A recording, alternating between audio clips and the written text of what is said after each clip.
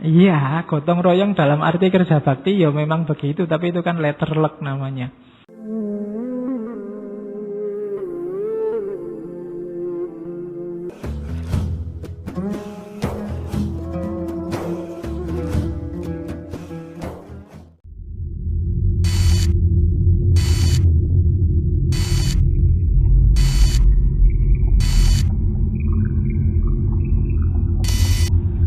Assalamualaikum warahmatullahi wabarakatuh.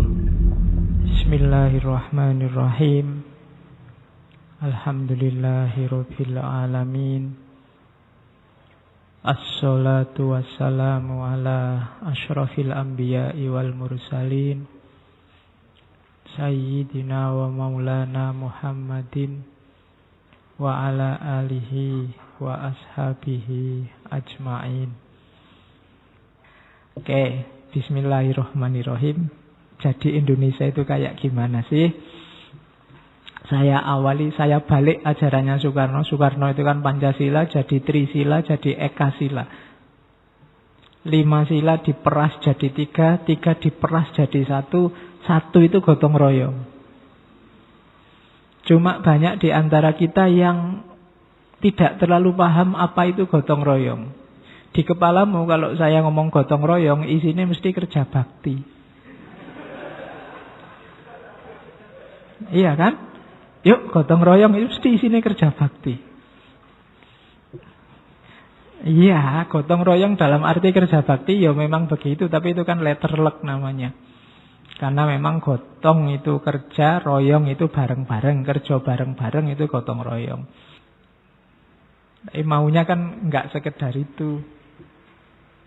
Jadi apa sih gotong royong itu? Ya kalau makna esensialnya itu bahu-membahu mewujudkan visi bersama-sama.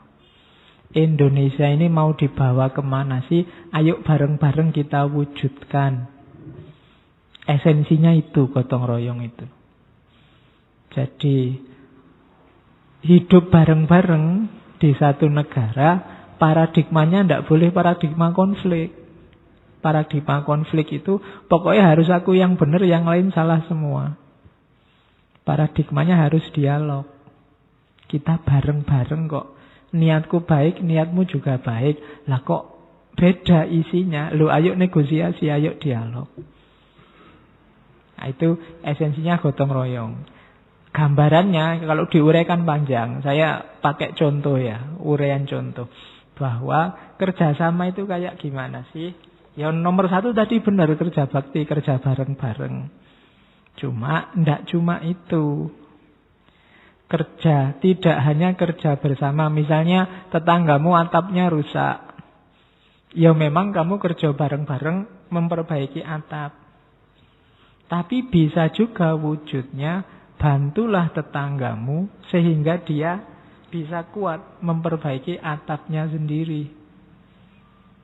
Atau juga berdayakan dirimu, mungkin rumahmu yang atapnya rusak, sehingga kamu tidak jadi beban. Meskipun atapmu rusak, kamu bisa memperbaiki atapmu sendiri. Itu juga gotong royong. Jadilah orang pinter, biar kamu mandiri dan tidak jadi beban orang lain. Loh, ini juga partisipasi dalam gotong royong. Bukan hanya kerja bareng-bareng, bersihin masjid, bersihin kamar mandi, bukan itu. Iya, itu juga gotong royong, tapi ada makna yang lebih esensial.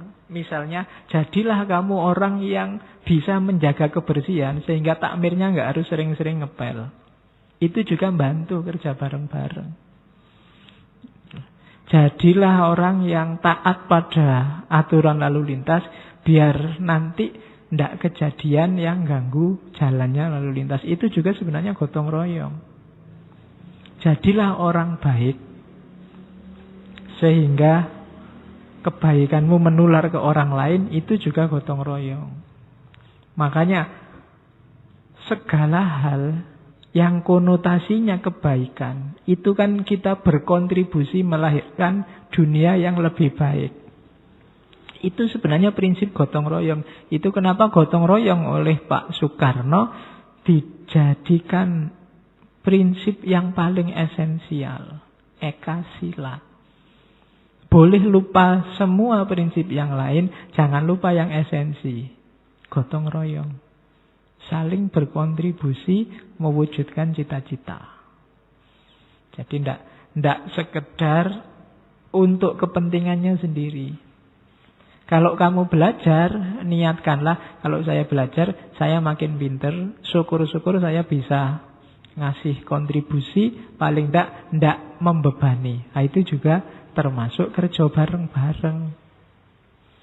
Kalau semua orang visinya semacam ini, mewujudkan visi kebangsaan, cita-cita bersama, itu lebih mudah. Catatan saya lagi, gotong royong itu tidak sama dengan sedekah. Tidak sama dengan ngasih orang lain. Mereka tidak mampu, saya bantu biar mampu. Konotasinya tidak begitu. Konotasinya bukan memberi dan menerima, tapi kerja bersama-sama. Logika memberi dan menerima ini sering merusak. Pemerintah merasa berjasa pada rakyat, rakyat merasa penting, lebih penting daripada pemerintah. Ini nanti logikanya memberi menerima. Siapa mengatur, siapa diatur. Dengan logika ini yang terjadi ya siapa yang kuat menindas. Logikanya jangan memberi dan menerima, ya sudah kewajibannya masing-masing. Karena di situ saya pakai kalimat memberi dan menerima, bagi yang diberi dia akan melahirkan rasa lemah dan tidak percaya diri, dan yang memberi dia jadinya arogan. Kalau bukan jasaku, kalau bukan karena aku, itu gawat. Ngaji ini logikanya bukan memberi dan menerima loh, meskipun saya yang capek yang ngomong. Ya kan? Loh, kamu juga berkontribusi dalam ngaji ini. Lah kalau kalian semua ndak ada, aku ngomong dewe, apa ndak masuk TV aku? Ya kan? Jadi, loh kalian juga punya kontribusi, saya juga punya kontribusi. Kita bekerja bersama melahirkan satu kegiatan yang namanya ngaji filsafat. Jadi relasinya bukan memberi dan menerima. Nanti kalau logikanya memberi dan menerima, saya merasa, wah aku ini penting di sini ini. Kalau ndak ada aku ndak jalan ngajinya. Padahal mungkin beberapa bisa aja cuma ngomong gini aja loh. Di buku PKN-nya anak SD juga ada misalnya. Ndak ada pentingnya. Jadi ndak, kita ini kerja bareng-bareng. Tidak ada mana lebih tinggi, mana lebih rendah. Bukan memberi dan menerima.